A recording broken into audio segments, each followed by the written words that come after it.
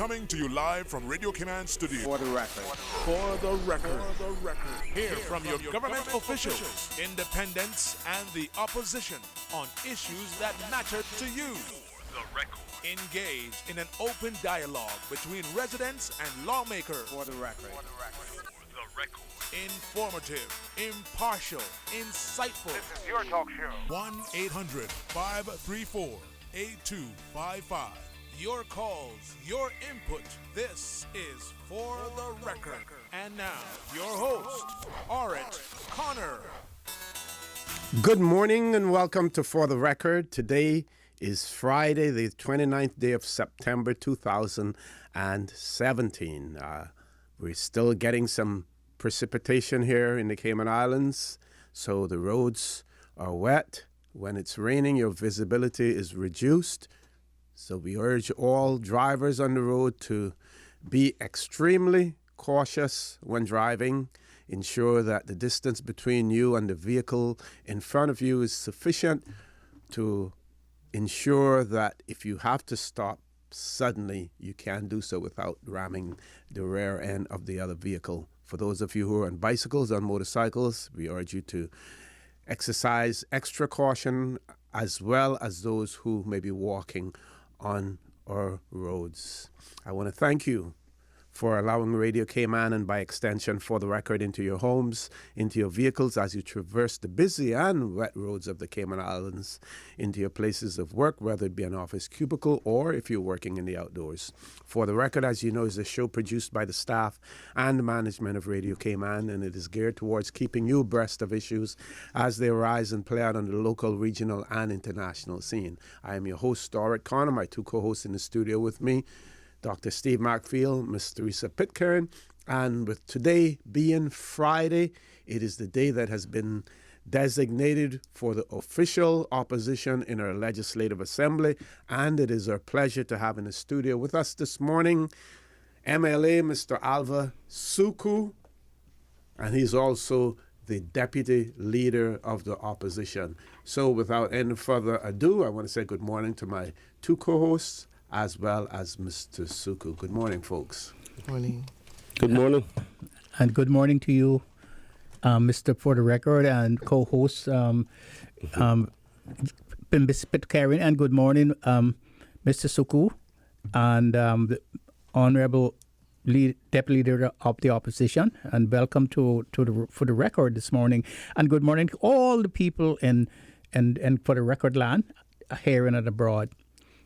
This morning, Mr. Suku, I'm going to have some really pertinent questions to ask you. And one of those questions is about the recent editorial in the newspaper and in the Compass about the Liquor Licensing Board. I think that is a very, very, very important thing because, you know, as an MLA for Newlands, not only do you have a fiduciary duty to the people that you represent, but you represent them, and your seat in the Legislative Assembly does not belong to you or belong to anybody. It's belong to the people of Newlands, and so when you see the editorial, I think is the only one that I recently that I agree with. It says that the Liquor License Board must resign en masse, and that the Liquor License Board reverses decisions. So I want to ask, when we get going, what do you think about institutions that keep two sets of books? What are they called? What are institutions called that keep two sets of books? I heard that in the mafia system, where they keep two sets of books to fool the IRS to not pay taxes. It's called cooking the books. It's here is cooking the minutes, and they say that they acted in good faith. I will say they missed the word. They acted in good faith. Okay. Morning, Mr. Suku. How are you, sir? Morning. I'm actually not that okay. I have a little frog in my throat this morning, but it's because of the weather, and I'm prone to allergies and sinus problems. So I'll ask you to bear with me. And unfortunately, I can only stay for an hour because I have to leave to go to Clifton Hunter. Okay. For a function up there that I was invited to, but I'm happy to address whatever questions come up and concerns. But I'm happy to be here. Good morning Teresa. Morning, Dr. Good morning. Steve, and of course, morning, Mr. O.C., Mr. For the record. Good morning again.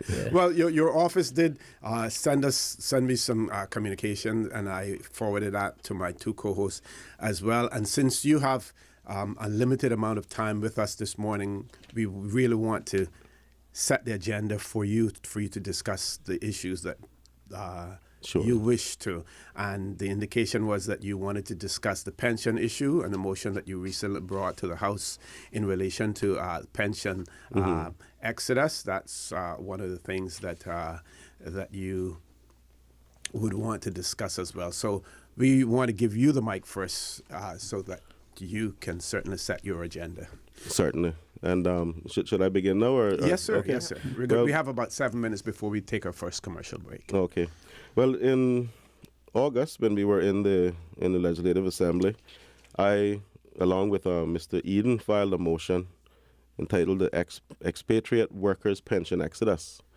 And this motion I felt was necessary because it addressed some of the concerns I have over this December 31st deadline, where individuals want to leave by December 31st so that in 2 years' time they can take their pension monies from their whatever pension plan that they're subscribed to. I looked at this from the point of view not of those leaving, but more from the point of view primarily of how this affects Caymanians and also Caymanian businesses. Now, when I brought this motion to the LA, and I won't read the whole preamble, but I'll go into what I asked the government to consider. Sure. The motion asked the government to consider asking all affected businesses to provide the government with a detailed listing of those vacancies that would be created by this potential exodus, which is common sense. I mean, the businesses must have some idea who's leaving.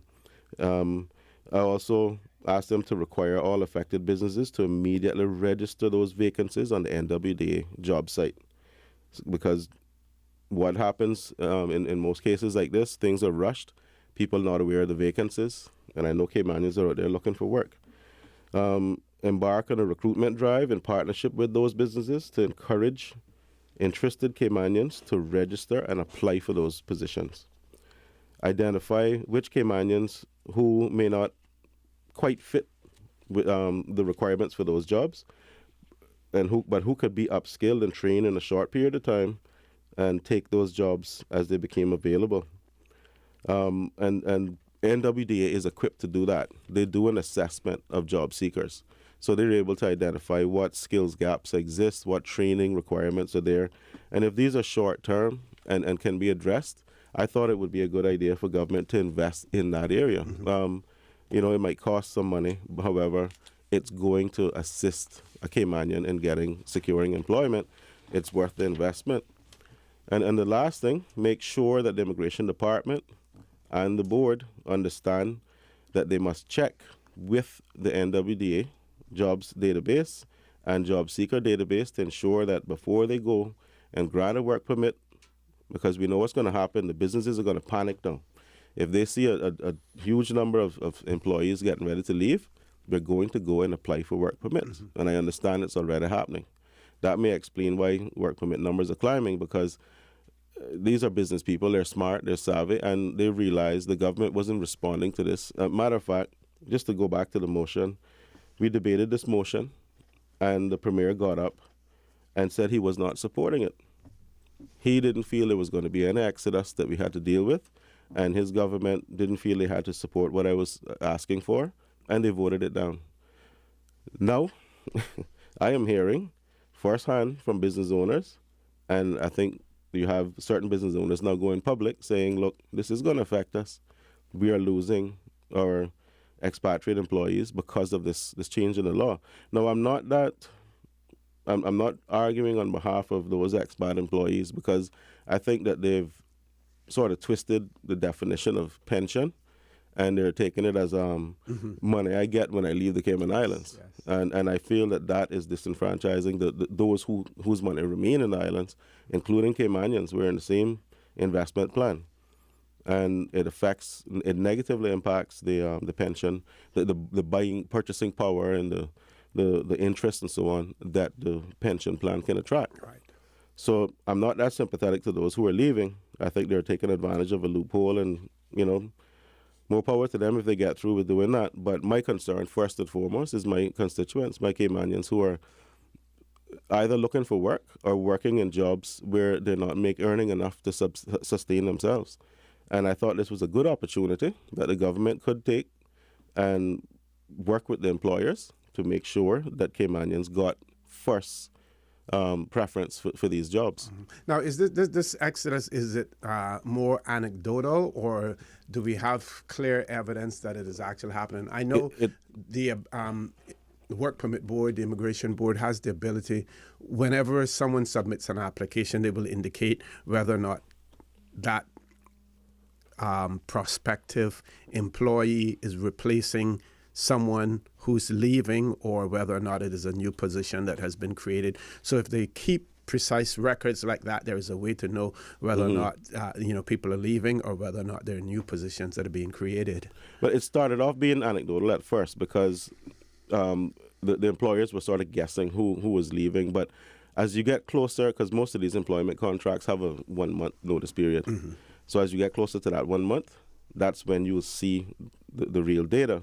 However, some employers have already been told by their employees, look, I'm leaving, and this is why.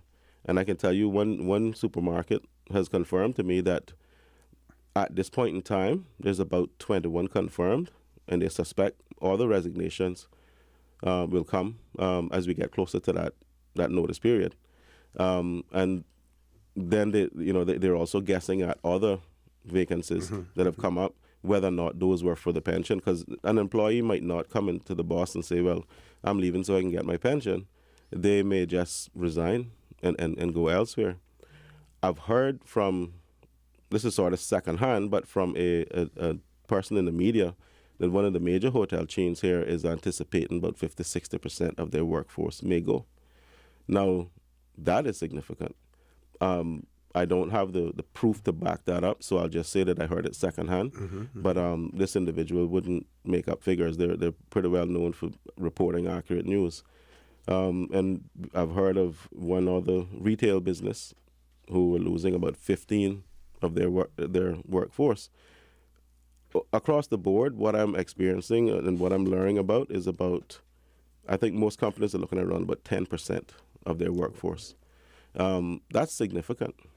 Now, because it's a business continuity concern, but business owners are smart. So what are they doing? They are applying for work permits, and they're doubling up in some cases, so that when these vacancies happen, even if they're unpredictable, they're going to have the work permits ready to go. Why? The government sat back and said this wasn't an issue. And, it's sad when I'm out there, and a lot of us are out there every day getting the calls from Caymanians, hearing about the foreclosures, hearing about the hardships and the homelessness. And you bring something like this to the LA, and just purely out of vindictiveness, the government votes it down. And I call a division on this, and every single one of them, except for Minister Rivers, voted against this. She was not in the chamber. She was there a few minutes before I called the division. I don't know what happened. But I suspect that she could not, her conscience couldn't let her vote against this, because a lot of what I'm asking for is building on what she's put in place, working with the NWDA in the last term.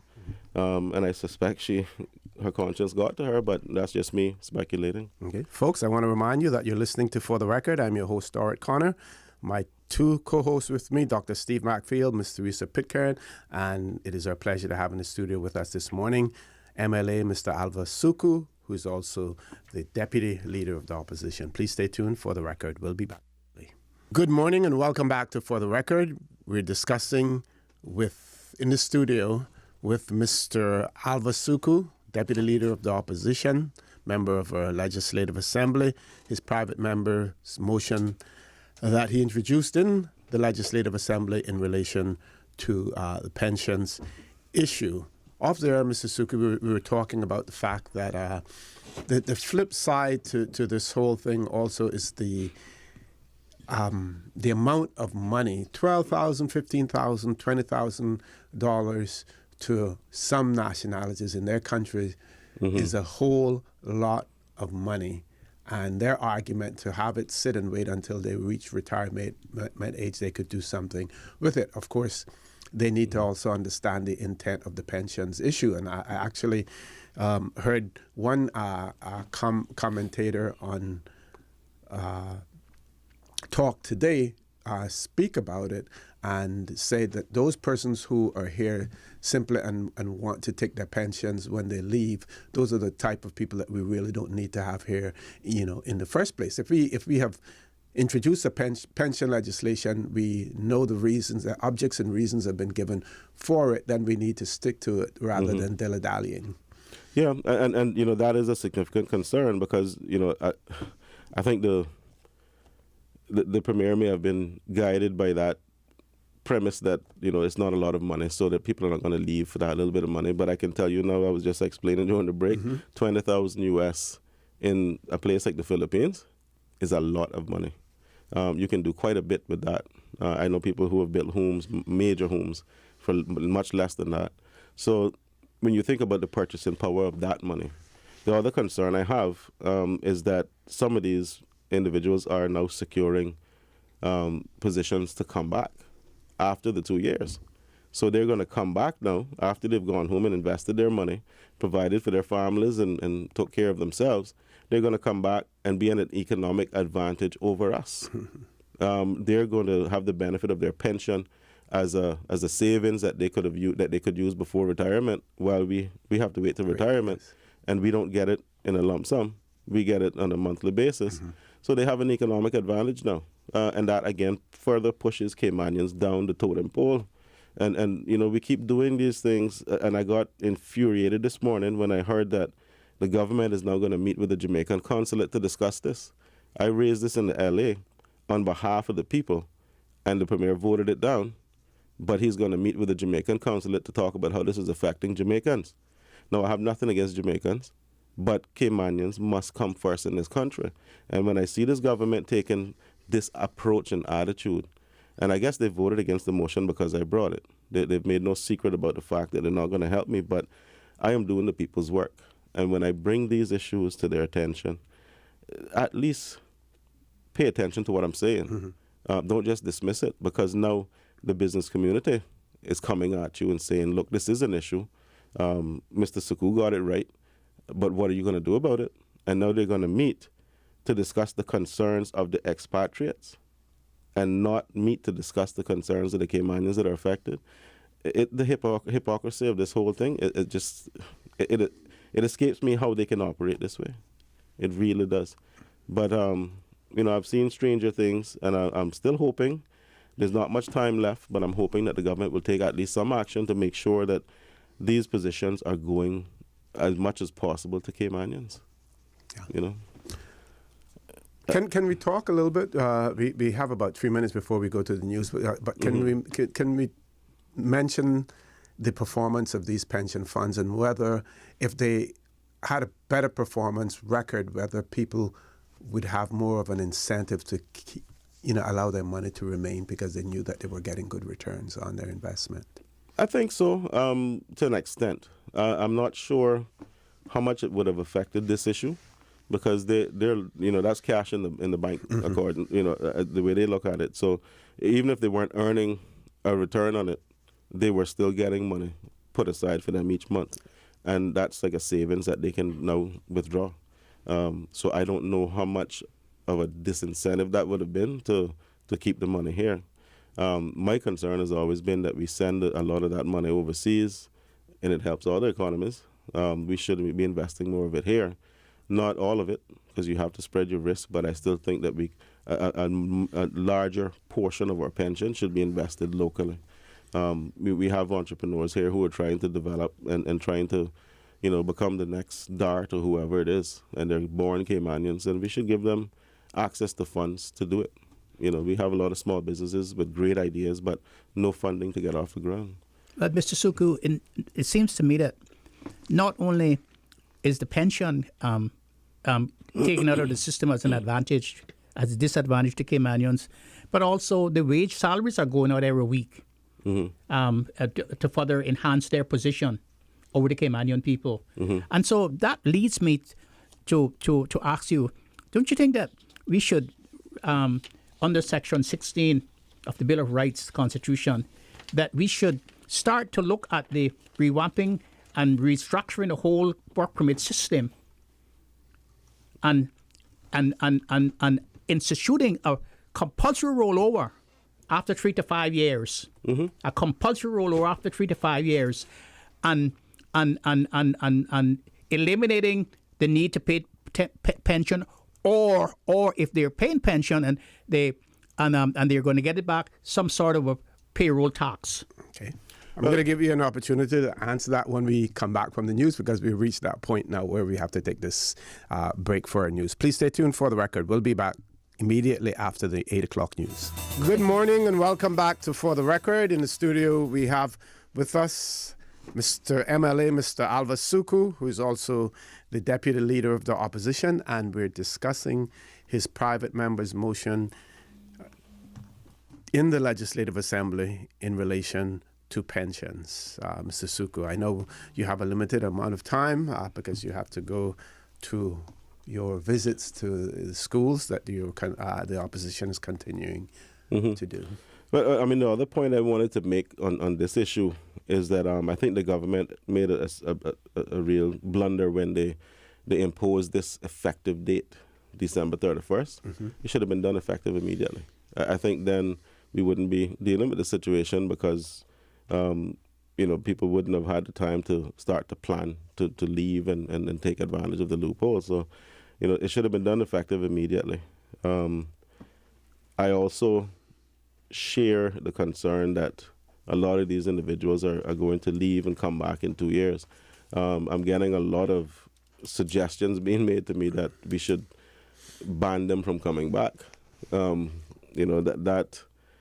That's a much bigger one that we have to discuss. But there's a lot of people who feel that, if people are going to do this, then they're not here in the best interest of this country. They're here in the best interest of themselves. And, we can invite all the individuals here that are not so self-serving. So under the pension scheme now, if they take out what they have invested in there, what they have, and they leave, if they return, they start all over again as far as pensions contributions are concerned? Yeah. They would have to? They would have to.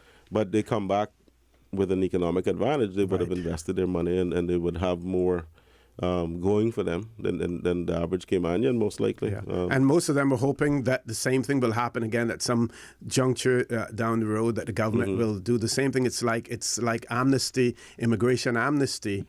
People will overstay, because if you have an amnesty every 5 years or whatever, they know if in 5 years' time I'm going to be able to leave without any sanctions being placed against me. But there is no doubt that people are gaming the system. And if we consider ourselves to be a modern country with modern laws and everything, can we really, in all fairness, allow people to game the system when it is so obvious? And these are people who aren't necessarily that sophisticated and are not seeking the advice of lawyers and stuff like that. And we have a system that they can openly game it. And it's it's shocking that people can actually do this and get away with it. I think we should have been a bit more forceful in how we went about taking care of this. If we had to make that change, and the policies and so on that the government are operating under, we should have been a bit more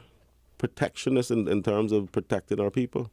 And we have to be concerned about the businesses as well. The businesses need labor, but it's that age-old problem.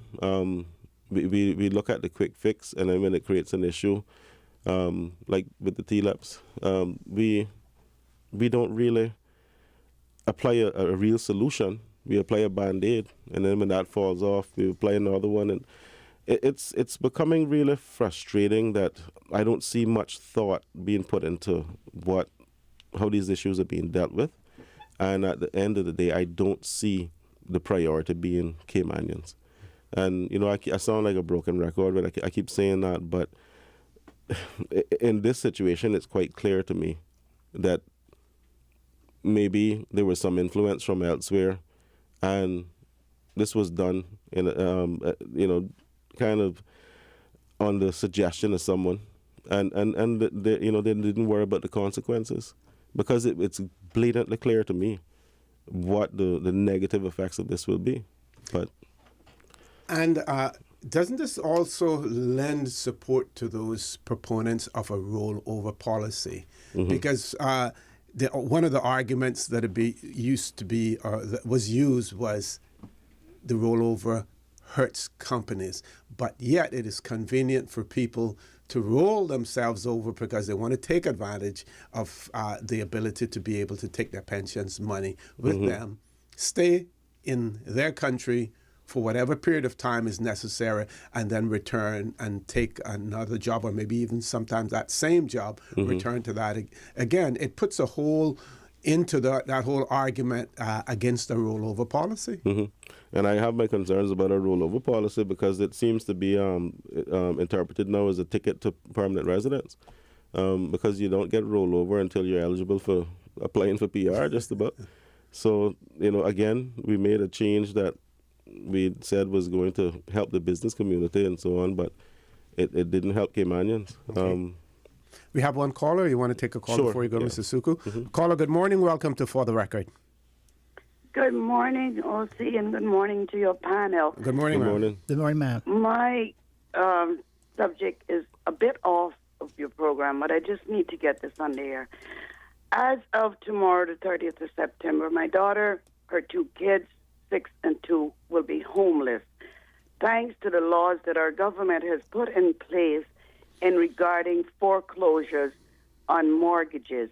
She's unemployed. She's been trying to seek employment now for almost a year with no success. Now they're about to be homeless with nowhere to go.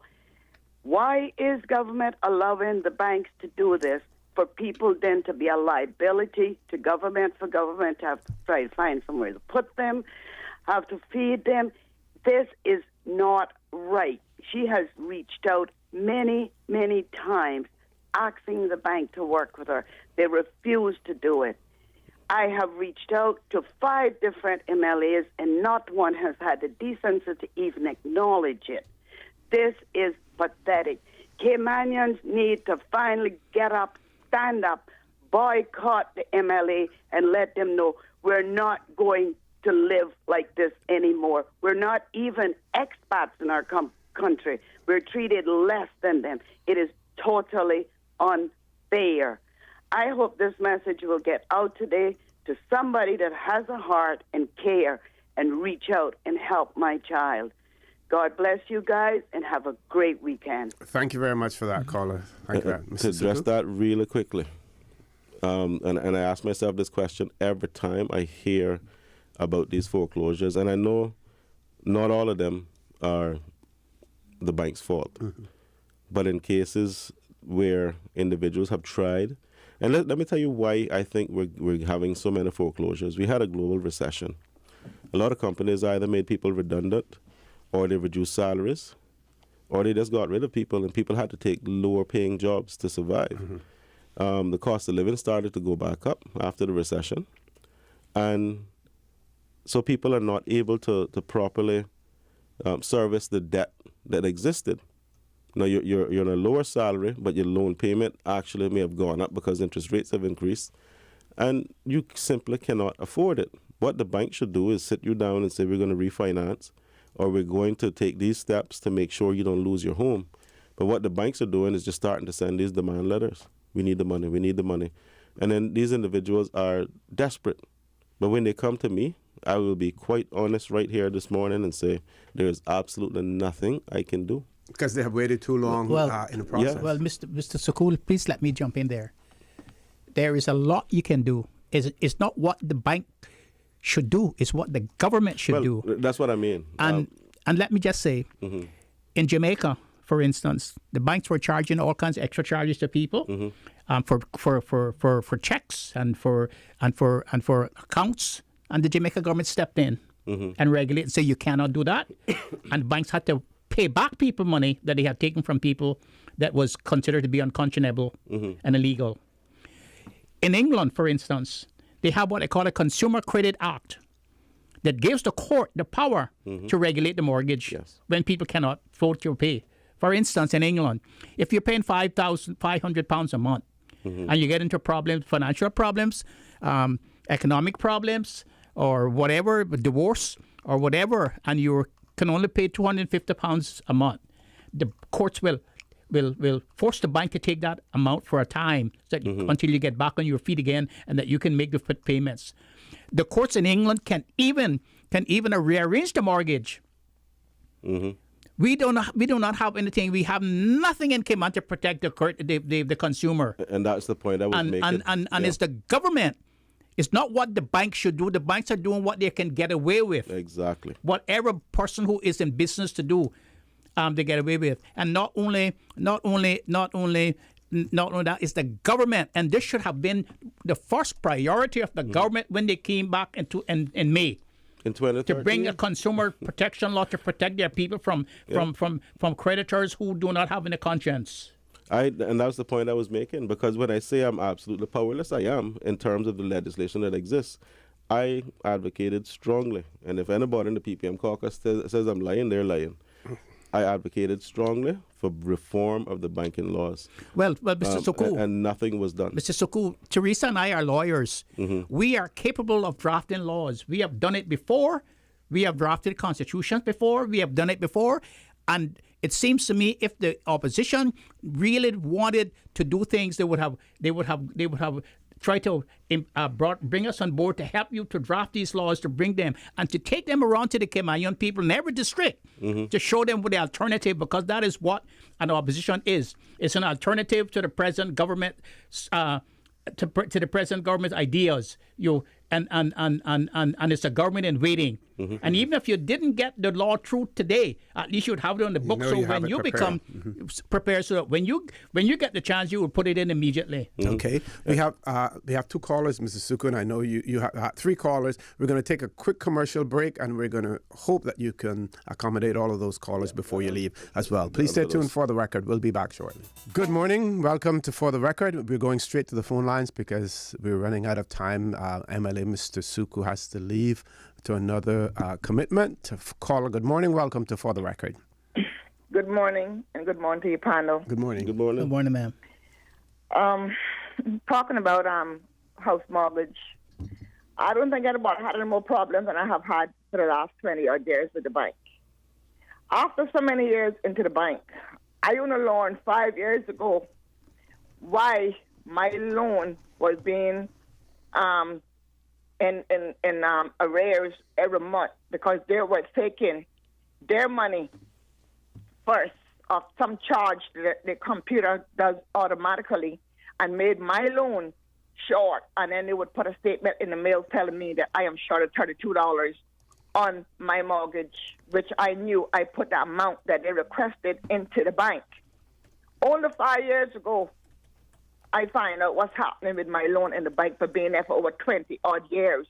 And if you do not stay on those people at bank, they will take everything you got and more. So I'm just saying out there, talk to the bank, visit the bank, get print out, and see where your loan is going. Because right now, having a loan for 20-odd years, when I purchased this home here in Newlands, I know I paid my house mortgage 3 times already. So I have more to say, but I know you're very short for time right now. But the people who have some problem with the loans, they need to talk to the bank. Don't throw the paper away and say, oh, you know what, shoot, I'm giving up. No, you got to communicate with those banks. If you don't communicate with them, they feel you have no interest in your house and your loan and whatever else it may take. I got 4 more years to go. And let me tell you something. I pray and I hope I can live to see those 4 years, because the bank has took me through living hell. So I just want to put that out there. Thank you very much for that, caller. One of the advantages that the bank ensures that when there's a closing on a home loan or home purchase, they have their legal representatives there to represent them. Not the consumer doesn't always have their legal representative, so that they know what the ramifications are in terms of what they're signing, what kind of mortgage is it. Is most of the payment going towards the interest or going towards the principal? Those are issues that consumers don't know, because so many people are just so happy to be able to get a loan, and some of them will overextend themselves and say, "Okay, I think I can afford the $1,500 or $2,000 a month," and the banks are complicit to a certain extent too, because they want the business. Oh yeah. Well, if it's a happy moment, Yes. You're getting your mortgage, you're getting your home, but you're not looking further down the road. If interest rates increase, will you be able to afford it? If your pay reduces, can you afford it? So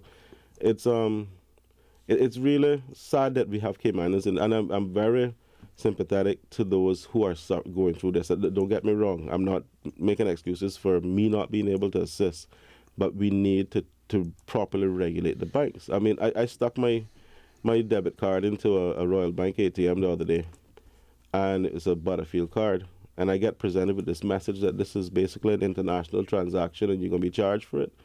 Now, that transaction is apparently leaving the Cayman Islands, going somewhere else for approval, coming back in. But they're charging me, I think it's the equivalent of $5 US. I work in IT all my life, and I know it doesn't cost $5 US for that signal to traverse the United States and back in a few seconds. Absolutely no way. So it's a form. I had a guy call me yesterday and say, look, this is a form of price gouging. They're inflating these fees. They're overcharging. They're creating these fees. They still refuse to do the electronic clearance. I brought the motion. It was voted on. Every time I asked Minister Panton about it, it was, it's coming next month or next quarter. I just asked again in the LA. Oh no, that's coming next March now, I think it is. It'll never happen because it's not to the bank's advantage to implement electronic clearing so that your check, when you deposit it, clears in an hour instead of 3-4 days. It's not to their advantage, so they're not doing it. And nobody in government is willing to hold them to task and say, look, you need to do better for your consumers, for your customers. Mr. Suka, I'm going to ask you to take one more call before you leave. Caller, good morning. Welcome to For the Record. Morning. Good morning. Morning. One day when Steve and Mr. Karen and Mr. Koo and everybody there. Good morning, sir. Morning, sir. You know this. You know it is very surprising. How? Okay. Now we voted. All right. Independence win. Oh man, that feels so good. Now, how can this month, because they're still in government, right? They're still in government until they lose. They're not lost. They lost, No, the next thing is this, everybody. How and why would not the independent that had it in their hand, man, had it in their hands, Steve. You imagine and make that slip right out of their hand. They don't supposed to be the government from time. They got 9. Them got 8. When you the government, what kind of system we got going? Had the thing in their hand and make it slip right out of their hand. How can you imagine? No, and you're talking about this crying situation we got here in this island. This is a shame, Okay, you have a question, caller? Yeah, that's a comment I have to make. Okay. That's a point that you want to make. Thank you very much. I'll make for that. Sure. One quick comment, because I know we don't have time to address that whole negotiation process, but everybody blames Arden McLean, and I'm here to say it wasn't Arden McLean. And one of these days, I can tell the truth and the whole story. Don't stop. Please reserve it for the record. stop blaming Arden. It was not Arden, and I'll leave it at that. Okay. Any final comments before you go, Mr. Suku? Just to say, the opposition is working hard to deal with these issues, and we have Finance Committee coming up. We know we have to be prepared. We know what is facing us in there. I suspect that a lot of the requests I've made on behalf of my constituency will go ignored. But I'm going to continue to be strong and to fight. I get a lot of encouragement from people like Teresa. And, it means a lot to me because I'm still learning. I'm still a young legislator. But when I see people have confidence in me that I can do the job, that is what fuels me to move forward. So, I'm here for another 4 years, and they're going to have to deal with me for another 4 years. And we will do what we have to do to represent the interests of the people, first and foremost. That is why I'm here. But thank you for having me, and it's been a pleasure, and I look forward to coming back very soon. And we look forward to having you as well, Mr. Suku. Enjoy the rest of your day and the weekend also. Folks, please stay tuned. For the record, we'll be back immediately after this commercial break. Good morning and welcome back to For the Record. Mr. Suku has left us, and we want to thank him again for appearing on For the Record. We now have in the studio my two co-hosts, Mr. Risa Pitcairn and Dr. Steve McPhail. We're going to talk about the internal audit report on the liquor licensing situation that just was released yesterday. Can I say something just before? Sure. So that with Al's exit. Okay. I've said on the show before, and I'll say it again. The guys or the persons that we elected to office, I don't think they ran to actually come and destroy lives or destroy the lives of Caymanians or folks that actually live in this community with us. It saddens me that we're still at that place where we play with lives, because a good idea, based on what Al said, where he was saying that, when he makes certain recommendations, he's been told that it's not going to go anywhere. But if a good idea is a good idea, no matter who it comes from, and folks that are in the legislative are there to do the people's work, they're really not there for egos. And it really saddens me that we don't have this kind of bipartisan relationship based on maturity. Okay. Yeah. Thank you very much for that. So we see the internal audit report that was commissioned by Minister Hugh and the Deputy Governor, Mr. Franz Manderson, in relation to the peanuts license. As a lay person, it appears to me that the internal audit has taken on some quasi-judicial function in terms of what they have looked at and the recommendations that have been made. My other observation is that why have the parties allowed this to fester in such a way to the point now where a recommendation is made by internal audit that the new board, liquor licensing board, in their first meeting should deal with the peanuts application. While it is being viewed as a renewal, they're saying they should either grant a license or revoke the license that exists. I find it difficult to understand how internal audit can take up such judicial functions. And the other question is, why haven't the parties sought judicial review where a determination could be made by the courts that would be binding? That's what bothers me with this audit. It's not really an audit. It's a recitation of what happened. It's not really an audit, really. And what seems to be the crux of the whole matter is the Liquor License Board. The Liquor License Board had 2 sets of minutes. That is what happened here. It had 2 sets of minutes. It changed the minutes, and it changed the minutes because there were pressure from some people who probably wrote into the Liquor License Board. As I understand it, it came from the Ministers Association who wrote to the governor. And then the boards then sought to change the minutes without having another board meeting to change the minutes. And then there were 2 sets of minutes. One set of minutes saying that the license was granted, and they changed the minutes to say it wasn't granted.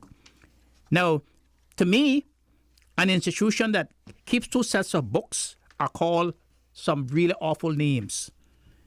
People call it cooking the books. I call it cooking the minutes.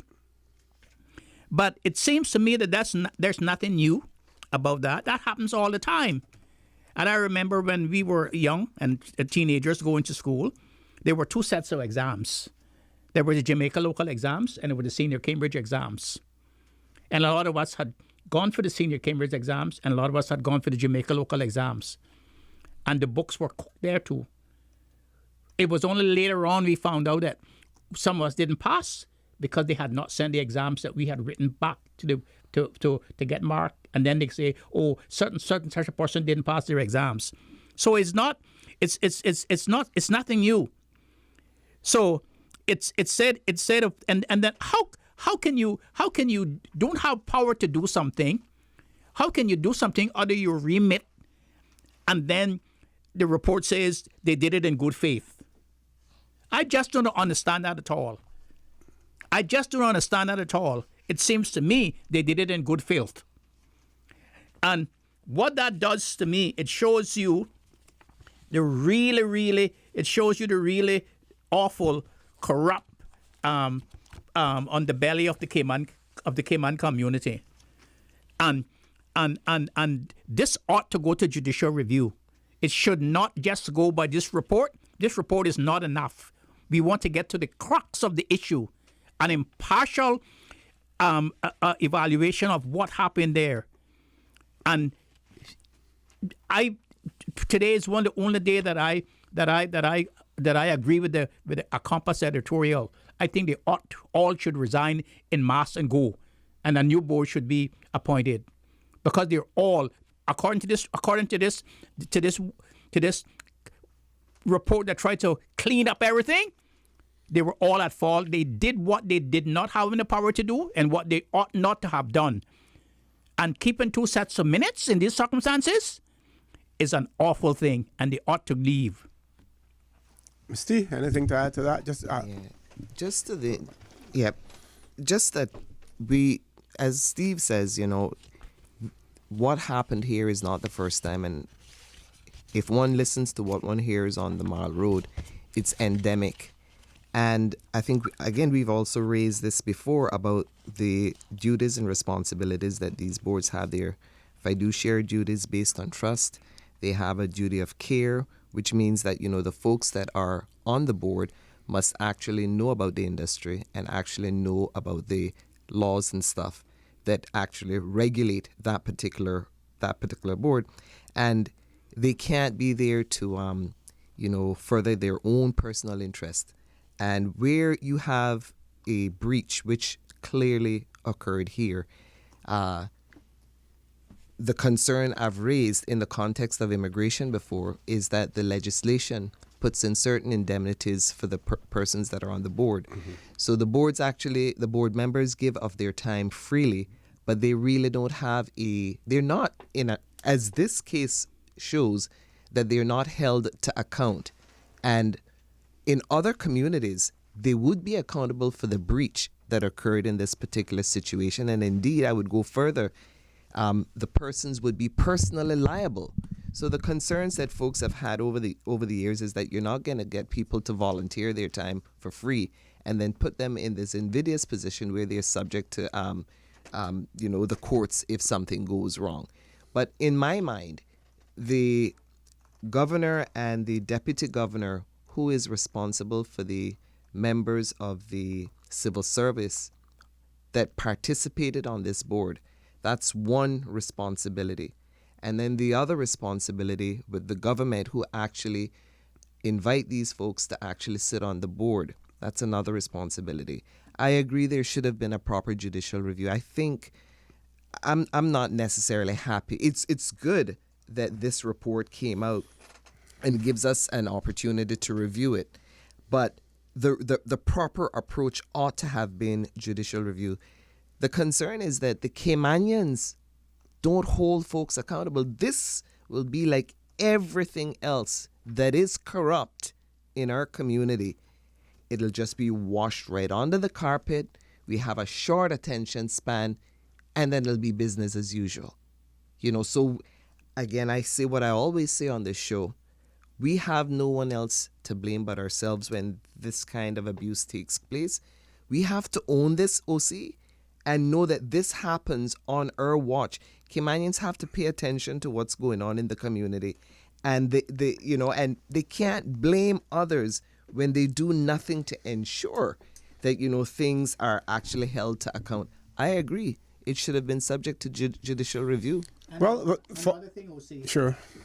In this modern day now, this modern era, this 21st century that we're in, do we need continuing these boards? There should be a licensing authority, not a board. It should be a licensing authority like it is in other modern countries. Is it more in a name than anything else? Because what would be the difference between a board and an authority? Because it people wouldn't be selected. It would be a group of officials who would grant a liquor license. But it doesn't prevent them from abusing the process. So what you really need is a system which actually holds people accountable. And what we have now, whether it's immigration or the liquor license, that they're drafted to fail. Well, what I mean is that instead of having a board to make a personal decision, it should be checks and balances. Tick. This is what the requirements. You tick off the requirements, and if you get all the boxes right, then you have a license. Mm-hmm. Yeah, that's a very valid point as well. I just see if they follow the recommendations that are made by this internal audit in this report, that it's going to subject them to even more legal challenges, whether or not the parties want to submit themselves to judicial review. I believe that one of the reasons that judicial review hasn't taken place now is because the parties are hoping that it is something that can be handled internally and come to an amicable conclusion.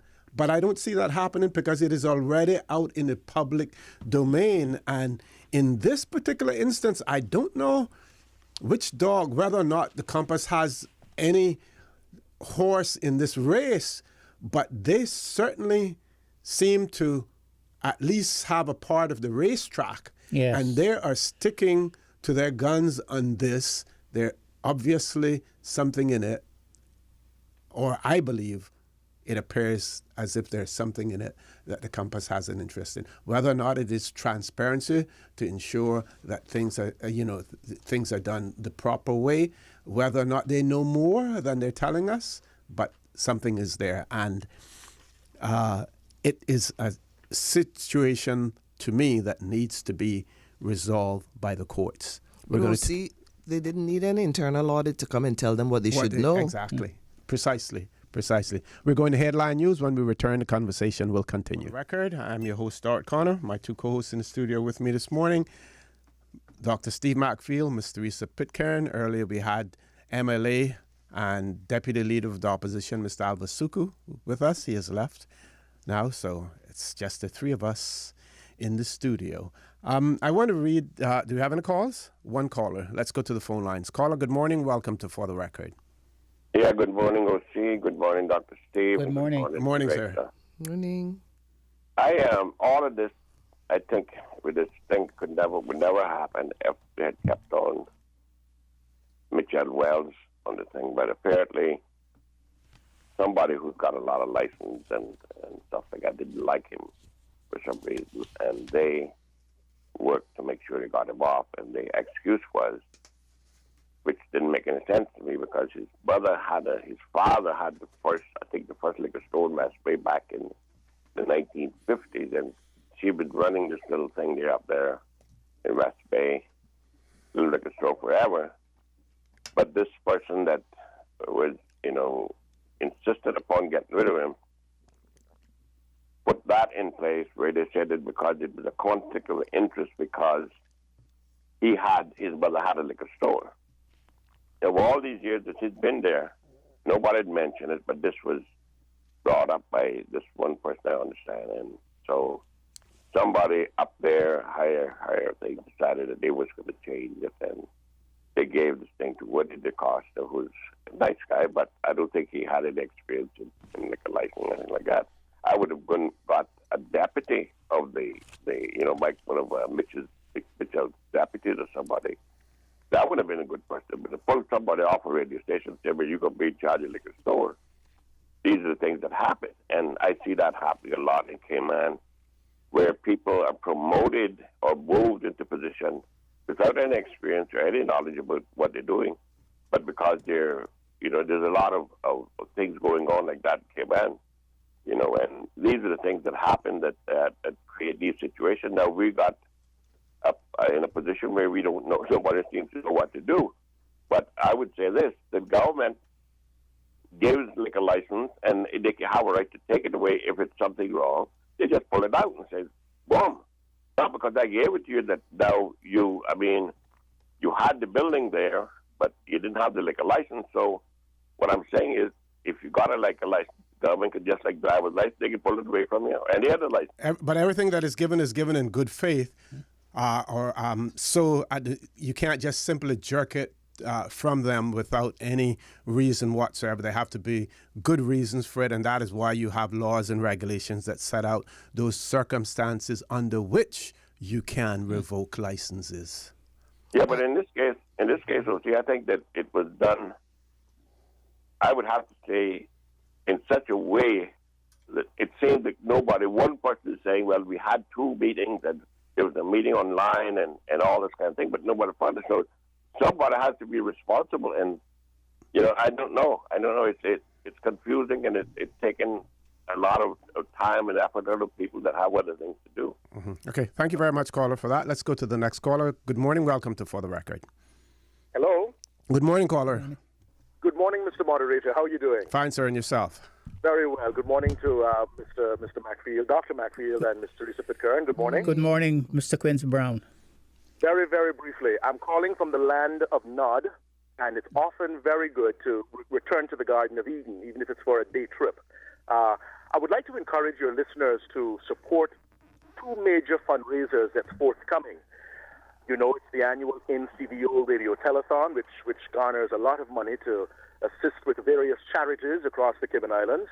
That's in October, so I would ask corporate Cayman, ecclesial Cayman, and private citizens to continue to give to raise that $40,000 CI and beyond. And also, musician Brent McLean and others will be putting together a major fundraiser to assist those ravaged by hurricanes Irma and Maria. Again, give generously. If you are a talented person that can give of your time as a musician, as an artist, as a performer, let us all come together to do good. I'll see you soon again in the Garden of Eden as I continue to do my work here in the land of God. Thank you very much, caller. Thank you very much for that, and all the best. And yes, we encourage those with deep pockets to dig deep and give graciously to those in need as well. I want to read the part of the internal audit report, and section 2.1 and 2.2, scope limitations on work undertaken. The scope of the audit was limited to the two liquor license applications submitted in February 2017 on behalf of Peanuts Limited. The review focused on the regulatory framework and the operating and administrative policies and procedures in place throughout the approvals process. Interviews were limited to all liquor licensing board members and Department of Commerce and Investment staff who were present at the March 24th and or the 28th board meeting. The applicant and appointed representative, we received full cooperation from all those contacted, with the exception of the then acting chair, who we met on September 1st, but opted to refer our questions to legal counsel. No response was received prior to the issuance of this report on September 20th. And then it goes on to talk about the audit conclusions, and basically says, in our opinion, it is our opinion that the board acted in good faith in their attempt to arrive at a proper and just decision based on all information and facts available to them at the time. However, the board erred in their approach and subsequent rationale for their decisions. It is recognized that the issuance of a license is a two-step process. The board granting the retail license was the first step. The second step in the issuance of the actual is the issuance of the actual license, which requires the signature of the chair of the board.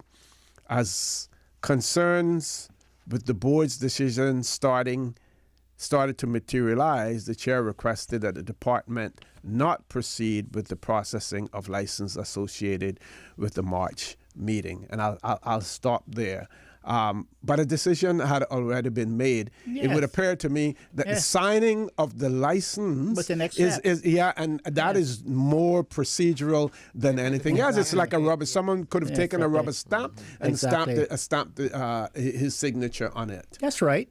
And how could they have acted in good faith when they acted ultra virus of the law, and when they acted on policy that they didn't have any right to do, to impose? So how could they have been in good faith? Now, how do you reconcile that? That's what I would like to know. And the different observations people had about what actually transpired. Yes. When it walks like a duck, it waddles like a duck. It is a duck. We got to call this for what this is. And, it is what it is. There should be a proper judicial review, because this will set a precedent. I've often heard folks say that if you send that message loud and clear, when breaches of this type is committed, no matter in what sector, if we penalize the behavior, you will see folks starting to desist from behaving in this inappropriate manner. But we don't hold anyone accountable other than the little folks on the street when we pick them up for a spliff, when we pick them up for speeding and so on, and we send them down to the jail. Agreed. Calling it as it is. This is right in front of us, OC. We can't continue to live in this community and talk about it around the table and not act on what is good and in the best interest of community. We got to step up. And I'll say it again. When we appoint people through the vote, I am sure those folks not going into office saying that they're going to harm the Caymanian people. I don't believe to my heart that folks believe that. But they too have got to step up and do what is right and what they've been voted in to do. And stop holding these personal grudges and stuff like that, which prevents them from meeting the interests and their responsibilities. They all have to step up, OC. As I told during the break, I don't know where leaders are. I see very, very few leaders in this community. I'm going to switch gears now. I want to put a marker down. Yeah. I see where the ombudsman has indicated now that she has taken over, that she will be hiring new staff. It seems as if the acting information commissioner will stay on as one of her deputies. During the recruitment process, we know that everyone, and like I said, I'm putting a marker down because we will be watching here on For the Record. We will be keeping our eyes and our nose very close to the ground to see what happens. And keep it on record to see what happens with the recruitment process. The ombudsman herself must bear in mind that the powers that be, for reasons known only to them, chose her as the ombudsman, knowing quite well that she had no experience as an ombudsman. Yes, she may have been the legal counsel or illegal counsel to an ombudsman office, but had no experience. I trust and I hope that she will bear that in mind when recruiting and not disqualify or reject a Caymanian for the same reasons that I shouldn't say we because I didn't have anything to do in the process, that the Cayman Islands government and the committee that was set up to vet and to choose an ombudsman chose her with no experience as an ombudsman.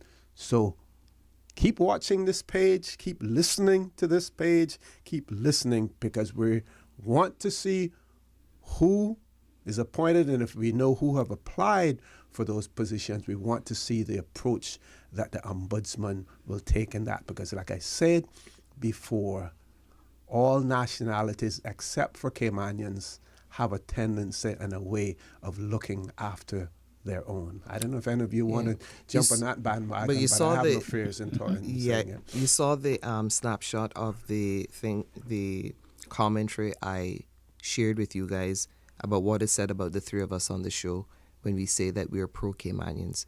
And they're saying that, we will be on the show again talking about being pro-Cayman and talking about being pro-Caymanians and not whether or not the Caymanians are qualified. Mm-hmm.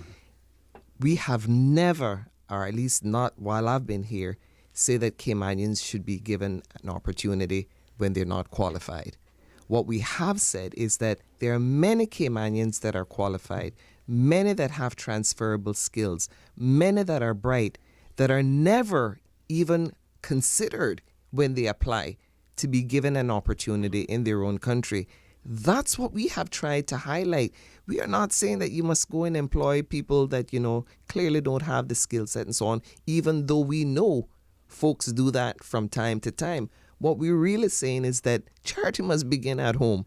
Let us give the Caymanians who want to do the job, who have the skill set to do the job, that are capable of doing the job, who are bright enough to do the job.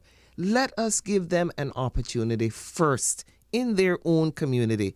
They have made it possible for people to come here and make so much money. Come on.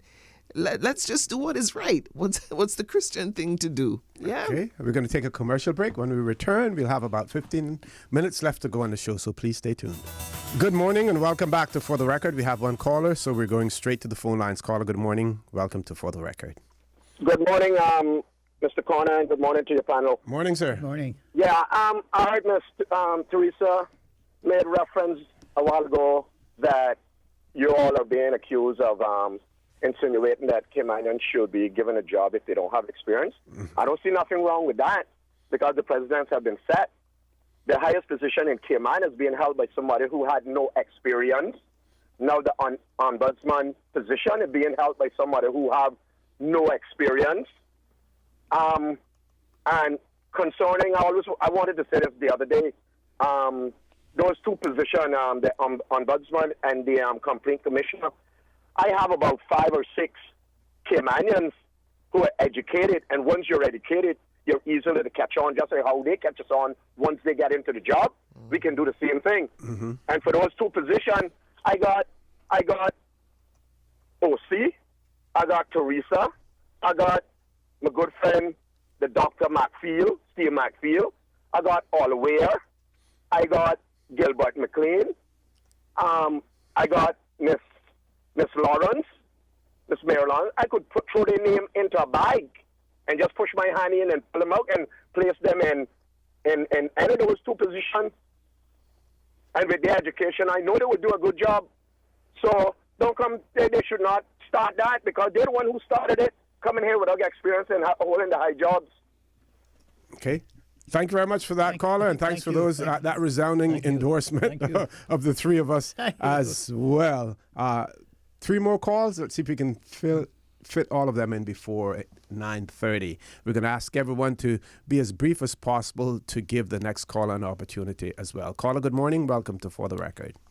Good morning, Mr. O.C. Good morning, ma'am. And good morning to Ms. Teresa and Dr. Steve. Good morning, ma'am. This is Georgia Lee Banks. I wonder if the people who chose the lady who has no experience, if they ever stop to think what a terrible picture it paints for Cayman. That caller who named out all those people, I am sure one of those persons could have been the ombudsman. Imagine having an ombudsman from a foreign country who has no experience. It's a slap in the face to all Caymanians. Thank you very much, and God bless. Thank you very much, Ms. Georgette, for that. Next caller, good morning. Welcome to For the Record. Good morning, Mr. Connor. Good morning, sir. And good morning to you, panel there, Mr.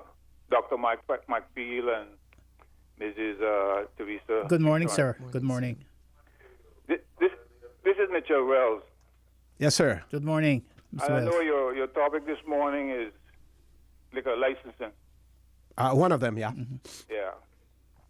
And as you all know, I spent many years there on that board. To be exact, I was on there for 31 years as a member. Okay. And how many as the chair? The latter 13, I was in the capacity as chairman. Okay. So I feel I have some experience to speak on matters regarding liquor licensing. Mm-hmm. And to say the least, I'm disappointed, right, in the things that transpired since Since you left. I left the board. And I feel confident in saying that this particular fiasco that took place with Peanut's application would have never, came to this conclusion under my watch. Mr. Mikefield knows, how I conducted. Oh, definitely. I've the proceedings in the board. Yes. Yes. And it's one of the most transparent boards in the Cayman Islands, right? And for these things to happen where things were covered up, right? And the minutes were doctored. I think it's a big embarrassment to the government and the people of the Cayman Islands. And I feel that it should have went to it should really went to judicial review to get all of the facts that was involved, because there was probably a lot of things that maybe didn't come out in the internal audit. Yep. Absolutely. And the people of the country deserve to know what went on. Exactly. Right? I don't have a lot of time this morning, but I want to go to the annual session, which they're holding today at the Government Administration Building, to see if I can maybe, have a chance to, give some advice. Mm-hmm. Yes. Mm-hmm. That's very noble of you. Right, yes. And but I would like to, maybe come in one time and maybe discuss it further on your panel. That's an excellent idea, and we'll look to see how quickly we can have that happen as well. Thank you very much for that, Mr. Wells. Thank you.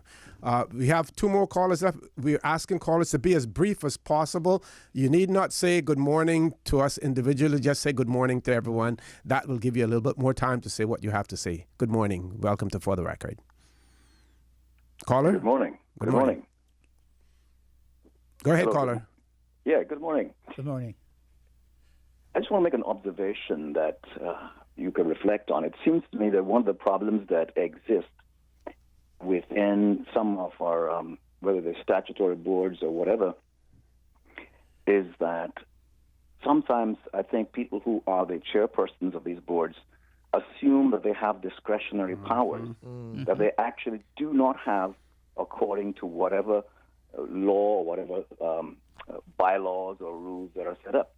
I find that a lot of folks operate when it's anything connected to government organizations or statutory boards. The assumption is that they have discretionary powers. So you have a board that's set up to make a decision, and then an individual makes a decision to override the board. I mean, is there anything written that says you have the discretionary powers that is equivalent? No, not really. No. But it shouldn't be, because in that case, you don't really need the board. Exactly. And it shows a weakness on the part of board members if they allow that to happen. That's right. My second observation is this. I'm speaking from the position of a pastor. This is Pastor Alson Ebanks, in case you didn't catch my voice. That distinct voice, you can't hide. Yes. So I probably couldn't hide anyway, right? Well, you could have made a lot of money out of commercials. Thank you very much. Thank you, Dr. Z. But here's the point that I want to make. I think in reading the newspaper, I got the impression that from the editorial possibly was that the newspaper felt that it was wrong for the church to interject its thought in the process to say, hey, I think, or we think as ministers, that serving liquor at a gas station, number one, is probably not a wise thing. But secondly, to actually do it on the Sunday. Because as far as back as I can remember, before I became a pastor, one of the things that I knew about the various ministers' associations is that one of the things they advocated for was try to keep a separation in terms of distance between a place that actually was licensed to sell liquor and places of worship. So we've continued, in a sense, this tradition, but it's not just a mindless tradition. It actually makes all kind of sense to anybody who can think. Why do you serve gasoline and liquor at the same establishment, knowing the consequences? So that's my input. Two things this morning, just for us to reflect on. Thank you very much. Before you go, Pastor, some persons have commented that the Ministers Association, and I'm not sure whether or not this is correct or not, whether or not the Seventh-day Adventist Church is represented on there.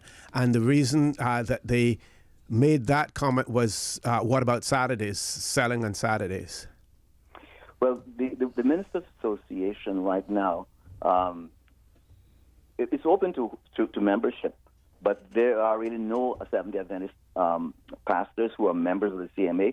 What we have is a larger body that includes the SDA pastors and SDA Church, and that's the organization, for example, that planned the September 11th event last year. So it's the sort of the Cayman churches. Yeah. And so there are times when we actually come together or think together and act together. But they are, in terms of actual, because there's a membership process, the Seventh-day Adventist pastors, we have, to my knowledge, none that are actual members of the CMA. Mm-hmm. But in terms of the advocacy for liquor selling on one day or not, as we know, that song has been going on for a long time. And as far as I'm concerned, and I think a lot of people say, well, yes, when it comes to deciding which day you're going to sell liquor on, the fewer days, the better. Yep. Some would advocate no day at all, Yes. Thank you very much, Pastor Al, for that. We're going to take our final call for the morning. Caller, good morning. Welcome to For the Record. Good morning. Good morning, sir. Musketeers. Yes. Good morning. Good morning. A lot of great things you all said this morning.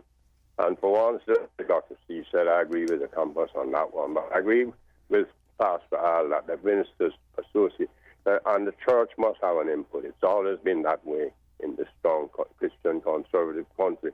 Listening this morning to Mr. Sekou, also the MLA, and to previous to what you all were saying, we all know what my idea is. We should have long ago implemented salary tax. But we know it has to come now. You can see that from what's happening. The pension should discount people's salaries, but it's a forced giving the pension. And it should have. Caller, you're breaking up. We're hardly hearing anything that you're saying. We're not picking up anything at all in terms of what that caller is saying. I'm going to very quickly just go on to look at the recommendations that were made by this internal audit.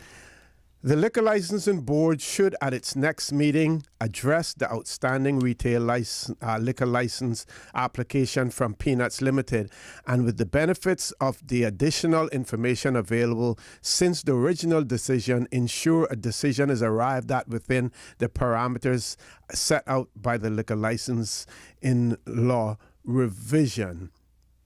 So that is their recommendation. The caller's back with us. Go ahead, caller. Sorry about that, but we could hardly hear you. I want to say real quickly, one of the other observations real quickly is that it is obvious that our MLAs have less power than the private sector, and their first move should have been to seek to regain that power. It is very obvious to me and to others that they must give themselves the power to represent the people who voted for them, or it's there is no point in holding elections if they're going to be second in authority to the powerful private sector. They need to regain some of that power lost control, I guess is what Dr. Maxfield has said, lost control of control.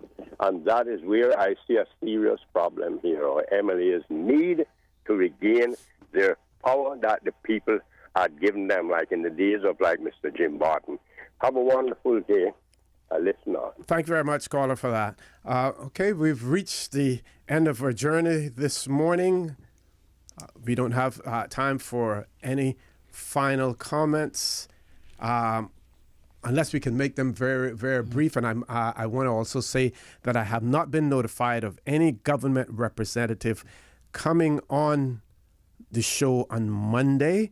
And as a result of that, I have spoken earlier with Mr. Lox LeBanks about the veterans coming on to talk about poppies and Memorial Day and things of that nature. So we plan on having them on at least for one segment of the show as well. So we'll have that. Very quickly, Ms. Teresa. Government gave and relinquished its power to the private sector. Full stop. Okay. This fiasco reminds me of the ugly side of the underbelly of Cayman's power elite, who believe that they can ignore the rule of law. And I'd just like to make a quotation of a philosopher, John Foreman, who said, "Greed, envy, sloth, pride, and gluttony, these are not vices anymore. No, these are marketing tools. Lust is our way of life. Envy is just a nudge towards another sale. Even in our relationship, we consume each other, each of us looking for what we can get out of the other. Our appetites are often satisfied at the expense of those around us. In a dog-eat-dog world, we lose part of our humanity." Okay, very good. Thank you very much for that. What one other thing that I was, and I didn't get an opportunity to raise it when Mrs. Suku was here, but we hear talk about the merchant class and the control that merchant class has over the politicians. But it seems as if with this pension thing, since they're the ones that are being affected as more than anyone else in terms of turnover of staff and everything else, the unintended consequences of that decision to have people take their pension money out early has hurt the merchant class. How is it that they have not been able to influence the government on this decision, or are they only realizing it after it has happened, where many people believe that no one was going to take up that option and finding out now that many of them are actually taking it up? See, we got to be sensible. We really have the country needs to have a sensible conversation about all of this. And think about not only the Caymanians, but folks that we invite to live with us and try to make decisions that benefit all of us. Okay. Folks, I want to thank you for allowing Radio Cayman, and by extension For the Record, into your homes, into your vehicles as you traverse the busy roads of the Cayman Islands, into your places of work, whether it be an office cubicle or if you're working in the outdoors. I want to remind you, we are our brothers and our sisters keepers. There is always someone out there who's less fortunate than we are, and I ask you to extend a helping hand to them. If you can't do that, then I suggest you donate to a worthy charity, because we always want to consider those who need, not necessarily those who want. I say to you, continue to support your radio station. Join Sterling, Dwayne Ebanks at 12 noon for a talk today.